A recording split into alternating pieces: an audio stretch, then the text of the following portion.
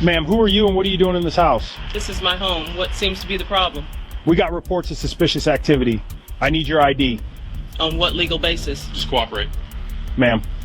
The morning coffee was still steaming when Judge Patricia Williams heard the commotion outside her front door. She had been preparing for another day on the federal bench, reviewing case files for the afternoon sentencing hearing. The sound of heavy footsteps on her porch made her pause. Then came the aggressive knocking that would change everything. What happened next would destroy 2 police careers, send shockwaves through the justice system, and prove that even those who wear the robes of justice are not immune to the ugliest forms of prejudice. The body camera footage from that Tuesday morning would rack up over 25 million views, spark congressional hearings, and result in the harshest penalties ever imposed for racial profiling in her state's history. Judge Patricia Williams was no ordinary target.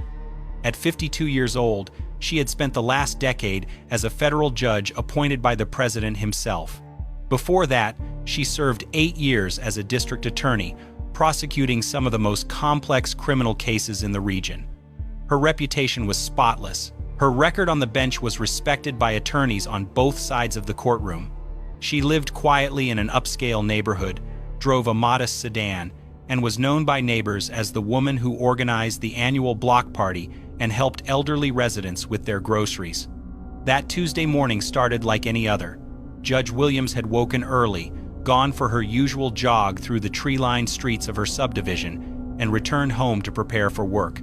She lived in a beautiful colonial house she had purchased 3 years earlier, complete with a manicured lawn and flower beds she tended herself on weekends. Nothing about her routine suggested drama or confrontation. At exactly 7:23 inches the morning, officers Daniel Reeves and Marcus Thompson pulled into her driveway. They were responding to what they claimed was a suspicious person report. Someone had allegedly called about a black woman who didn't belong in the neighborhood.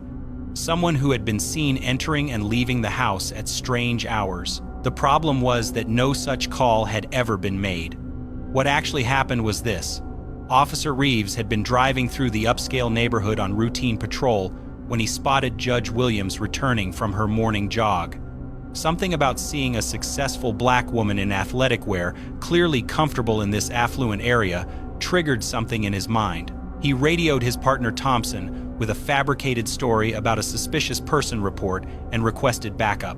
This decision would prove to be the most expensive mistake of both their careers. Judge Williams answered her front door, still wearing her silk robe, coffee mug in hand. She expected to see a neighbor or perhaps a delivery person. Instead, she found herself face to face with 2 uniformed police officers, both with their hands resting on their belts in an aggressive stance. Officer Reeves immediately demanded to know who she was and what she was doing in the house. Judge Williams, confused but maintaining her composure, asked if there was some kind of problem. Reeves ignored her question and repeated his demand for identification. When she asked why they were at her door, Thompson stepped forward and said they had received reports about suspicious activity at this address. This is where Judge Williams made a decision that would prove brilliant. Instead of immediately revealing her position as a federal judge, she decided to see how these officers would treat someone they perceived as having no power or status. She calmly told them this was her home and asked what specific suspicious activity had been reported. The officers couldn't provide specifics because there had been no actual report. Reeves stammered something about someone not belonging in the neighborhood. Thompson added that they needed to verify she had a right to be there. When Judge Williams asked if they had a warrant or any legal authority to demand entry into her home, both officers became visibly agitated.